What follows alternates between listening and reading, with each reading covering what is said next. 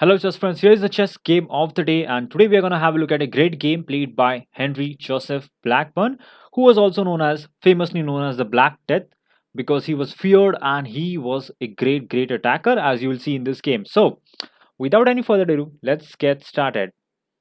So, in this particular game, as you can see, Henry Joseph Blackburne is white, playing against William Grundy, and basically, as you can see, white's pieces Blackburn's pieces are surrounding the Black King from all the directions.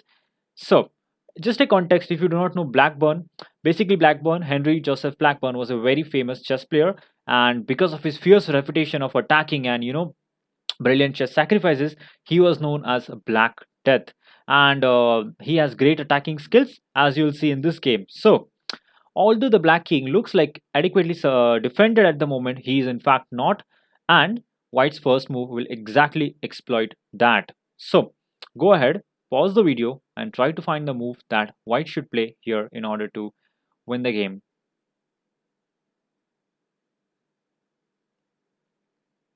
Alright, so basically, the tactical theme has to do with the pin over here and the pin over here. Both of this pin will be extremely useful in the variations as we're gonna see. So the first move that white plays here is extremely brilliant. Bishop to h6. Now this is simply wonderful. It basically points out the weakness of black, and that is the pawn on g7. Equally weak is the f7 pawn and the f8 knight. All of them are weak, but the most weak, most vulnerable of all of them is the pawn on g7. And white has simple plans of playing with queen to g4. And once the queen goes on g4, we're gonna have a lot of pressure on that pawn. The pawn will have to come forward, and in that case there's going to be trouble for black, because the f6 square and the black squares around the king will be softened up. So in the game, c5 was played by principle. This is a principled move. Whenever your opponent attacks on one of the flanks, you should attack counter in the center. So this is a very principled approach by black, but it's not going to work. Well, before that, we're going to have a look at what happens if there are other continuations. For example, why not capture the bishop? The answer is very simple. The bishop cannot be touched because of this move, queen to g4. That is an instant checkmate. The king is sandwiched from both the sides, one from the rook, one by the knight, and the knight can't really jump, as you all know. It's a pinned piece over here, thanks to the rook over here. So that's the reason the bishop can't be captured. Now, going back, after bishop h6, he can also try to play other moves like, for example, b5. The thing is, here we're gonna simply, very coolly, just play bishop e3. If he throws a check, he can. Then we just put a king on h1. And next, white is going to play queen to g4. We are pinpointing and focusing on that vulnerable point. Now that pawn has to move forward. As you can see, the knight is still pinned, can't really block. So the pawn has to go forward.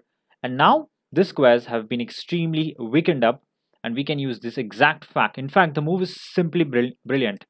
Queen to f4 that white should play. And now you can see the bishop can't really capture, because the bishop is actually guarding the knight on f8. And if the bishop takes, then we all know what's going to happen. Rook takes knight is a mate, going back. Otherwise, if it just doesn't capture, then after, let's say something like bishop into f4, there is rook f8 mate, as we have just seen. If queen e7, then there are further more problems, and we can simply take the queen. And if he captures here, we can obviously just capture bishop takes pawn, and that should be a checkmate. So all of the pieces are taboo, they cannot be captured.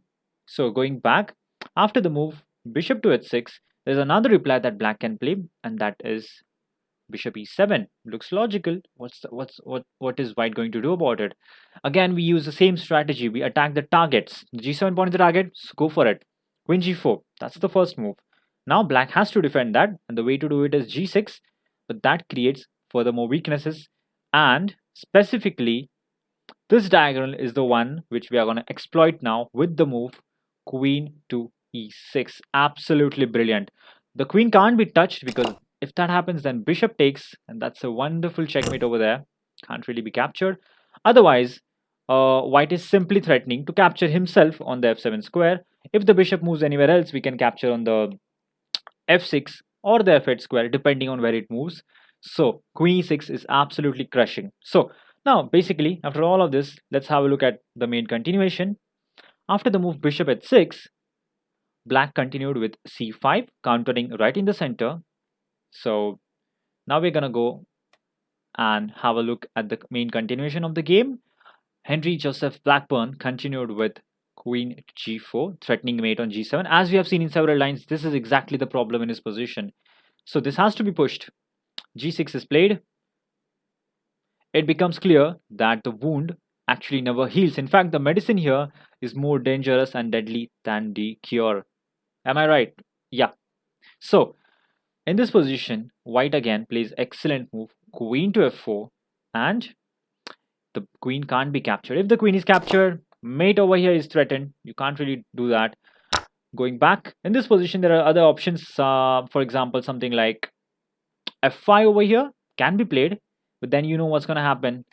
Simply queen to e5. The queen just tucks inside the position. The queen now threatens mate over here, and again it teases the bishop.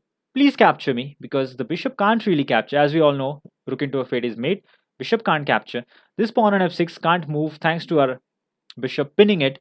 Black is toast over here. He's lost over here. So going back after the move queen f4, black continued with, actually, just a second.